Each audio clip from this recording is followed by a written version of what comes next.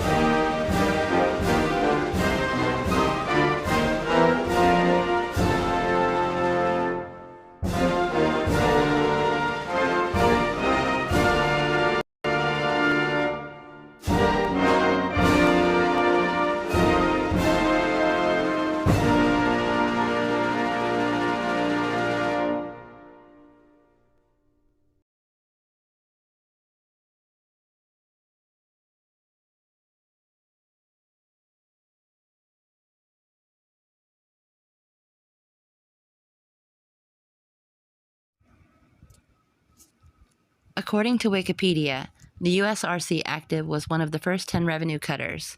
Active may have been the second of the 10 cutters to enter service.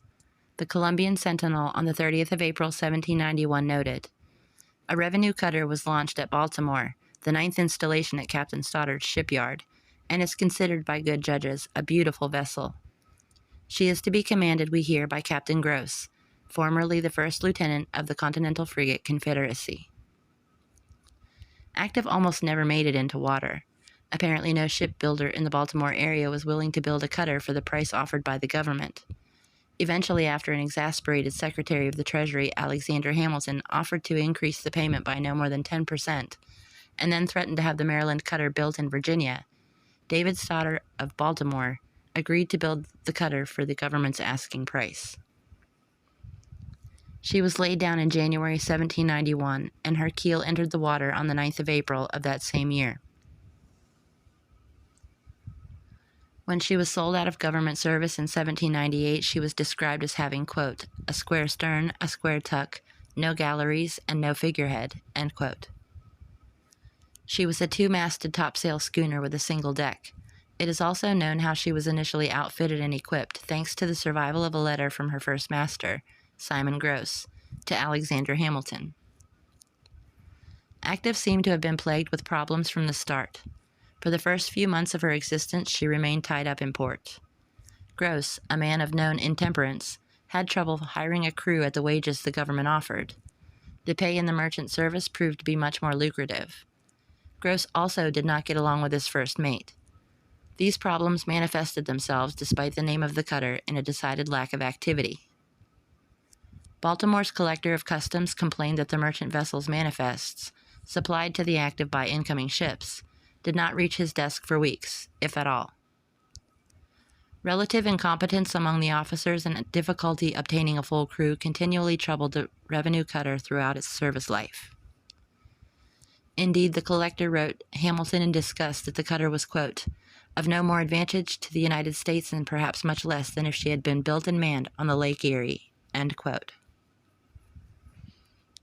Gross and Porter both saw fit to leave the cutter under the command of the second mate on numerous occasions, thereby adding to the frustration of the collector and the Secretary of the Treasury as well. Gross submitted his resignation in the summer of 1792, and Porter, with the recommendation of President George Washington, assumed command of the lackluster Active. Even the president seemed satisfied that Gross was leaving government service. He noted in a letter that, quote, "the service would sustain no loss by the resignation of the master of the Maryland revenue cutter," end quote. Little seemed to change under the command of Porter, although he did complain that his third mate, Forbes, had difficulty staying away from the bottle, as apparently did some of the other crewmen. Many of the crew were also unhappy with the daily ration allowance and poor pay, and as such Porter, as did Gross, had trouble finding crewmen. He wrote to Hamilton asking for an increase, and Hamilton promptly raised the daily ration allowance from 9 cents to 12. It is not certain if this solved Porter's problems, but Porter once again asked for a greater increase in both the pay and ration allowances. This, however, was not the way to endear him to the parsimonious Secretary of the Treasury. But one wonders if Porter really cared at all. Despite his apparent concern for the welfare of his men and attention to duty, Hamilton was perplexed at the obvious inaction of the cutter, its commanding officer, and even the collector of customs. According to Kern, for the next few years, Porter rarely sailed on active. Rather, he let the first mate handle command of the cutter, if she sailed on patrol at all. He did sail to the West Indies with his son twice in 1796, but not on board his cutter. He sailed on board a merchant vessel in which he had a monetary stake. Whether he had permission to leave his duty post and what occurred on board the cutter while he was away is unknown. Unfortunately, her journals have not survived the ravages of the British Army, which burned Washington, D.C. in 1814, and the later fire at the United States Treasury Department in 1833. So there is little documentation regarding her accomplishments or conversely explaining her inaction. But Hamilton's letters have survived, and he was not overly pleased with his Baltimore-based cutter. Indeed, when he ordered to sell the Active in 1798, Porter could not locate her.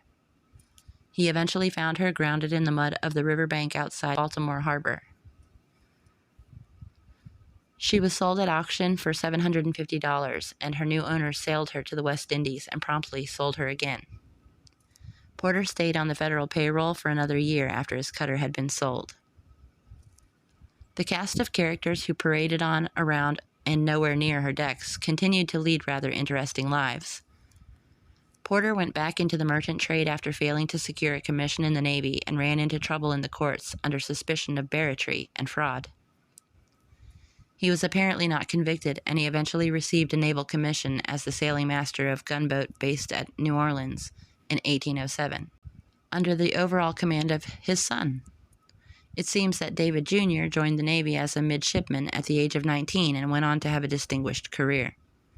Indeed, he became one of the Navy's most celebrated heroes, as did his two sons and his adopted son, David Glasgow Farragut.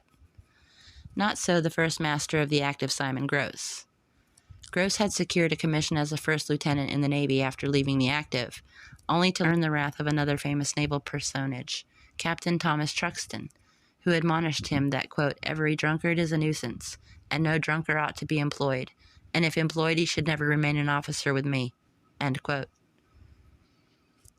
He later picked a fight with, of all people, David Porter Jr., when they were both lieutenants.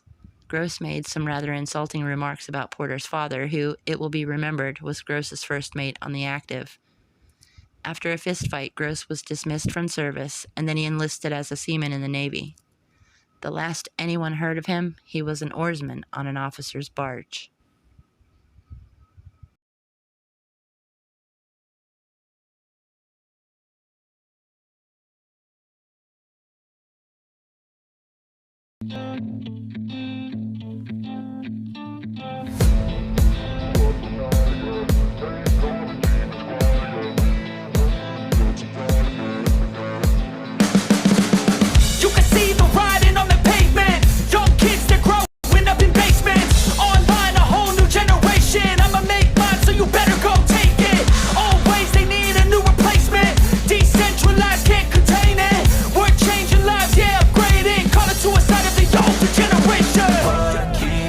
But now, yeah, make all the demons quiet, yeah, we were built to thrive, yeah, I think that we've all had enough. What keeps you up at night, yeah, make all the demons quiet, yeah, we were built to thrive, yeah, I think that we've all had enough. Oh yeah, I think that we've all had enough.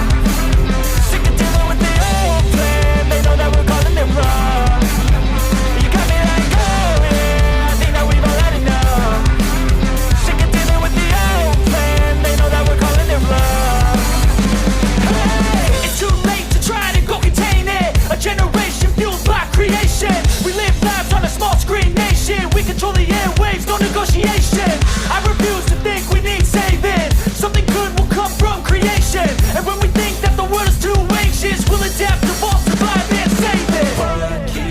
up at night, yeah. Make all the demons quiet, yeah. We were built to thrive, yeah. I think that we've all had enough. What keeps you up at night, yeah.